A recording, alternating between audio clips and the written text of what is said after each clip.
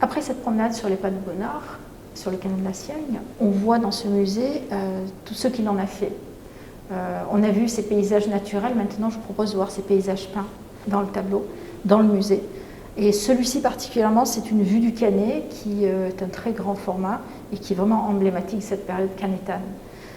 On retrouve ce point de vue ici en plongée et en contre-plongée tel qu'on a pu la voir, avec ces maisons au toit rouge. On retrouve aussi cette espèce de V, de grand V, qui permet de décrire un premier plan où on reconnaît tant bien que mal les végétaux, en tout cas certaines couleurs, comme ces deux palmiers qui pourraient se verticaliser, se redresser comme un rideau de théâtre. Et au fond, l'arrière-plan qui est donc le village du Canet. C'est ça, on retrouve toutes ces échelles, donc l'échelle de proximité, puis intermédiaire, et puis après cette notion d'échelle du lointain sur les montagnes, sur la grande nature.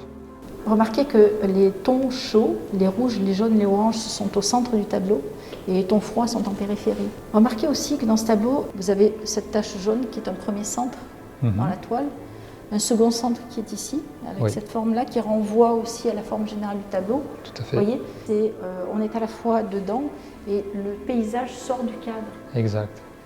Et puis vous avez tous ces toits rouges qui convergent à peu près dans ce centre-là aussi. Cette forme, c'était une forme voulue? C'était une forme voulue parce que c'est une commande. Ce tableau devait être accroché dans la chambre d'un hôtel particulier et il y avait donc une arcade. Donc cet amandier qui est là, qui est très symbolique, donc, puisqu'on disait que c'était l'arbre qui symbolisait la Renaissance. La sortie de l'hiver, c'est le premier arbre fruitier qui fleurit à ce moment-là. C'est un arbre nourricier également. Et c'est un arbre très symbolique pour Bonnard. C'est l'arbre qui le force cet arbre le force à le peindre en fait. Il l'a peint à plusieurs reprises. Au total, entre les dessins et les huiles, il y a eu 7 exemplaires. Ah oui. C'est ce qu'il voyait en premier lieu de sa maison. Il avait besoin de revenir toujours au moment où il est en fleurs, de préférence. Vous évoquiez tout à l'heure que l'amandier, c'est un des premiers arbres en fleurs, le mimosa aussi. Il choisit les arbres premiers. Et alors là, on a un arbre qui est tout à fait majestueux, qui était dans toute sa splendeur, contrairement à maintenant l'amandier du bosquet qui est devenu un vieillard. Finalement, et cette symbolique aussi, ce rapport à l'homme, cette longévité. Donc là, à Anne, on se retrouve devant le tableau Nu orange de Bonnard, qui pour moi en tout cas est une évocation avec toutes ces couleurs tout simplement de son kaki. C'était un kaki qu'il avait dans son jardin et finalement qu'il a peint en correspondance avec cette femme qui était, donc ce n'était plus Marthe. Il a dessiné ce nu. Il s'agit d'une jeune femme Mouki qui venait donc voir Bonnard peindre, qui était fascinée par le personnage, mais qui était vieux. Parce que c'est un tableau qui date de 1943, donc fin de vie. C'est un tableau, Marthe est décédée en 1942, donc c'est un moment où la solitude n'est pas négative chez Bonnard. La solitude va l'aider à travailler. De toute façon, je dirais qu'un artiste comme Bonnard, pour qui la peinture c'est une passion, peindre, on n'est pas seul quand on peint. Et on sent, il habite complètement l'espace. Une forme géométrique, on a pu...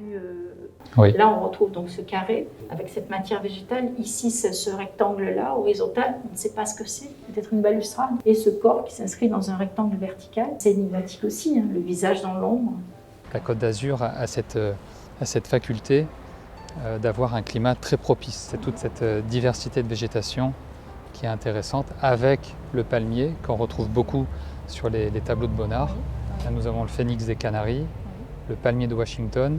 On retrouve aussi cette végétation de garrigue avec le romarin, qui est aussi toutes ces senteurs aussi qu'on retrouve tout au long des parcours. Au loin, on a cette immortelle qui a une odeur qui se rapproche du curry. Les anthémis, floraison jaune, on trouve aussi très fortement dans ces tableaux. Donc hiver comme été, c'était des végétaux qui restaient verts. C'était majoritairement des végétaux qui restaient verts, oui. Ils gardent leurs feuilles. Bonnard a été enveloppé par des plantes qui étaient tout le temps vivantes. Exactement. La Méditerranée, c'est un tableau pratiquement qui a son même aspect, en tout cas, durant toute l'année. Puis là, Anne, je trouve qu'on a un détail tout à fait intéressant donc, sur la façade. avec toutes ces ornementations de florales, décorations florales qui rappellent la Belle Époque. Oui. On a cette correspondance avec le jardin et le bâtiment.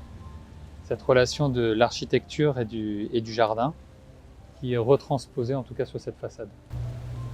Tout à fait, c'était des motifs qui correspondaient justement à la Belle Époque, des motifs floraux que l'on retrouve sur toutes les architectures de cette époque-là, qui caractérisent justement le patrimoine du Vieux Cannet.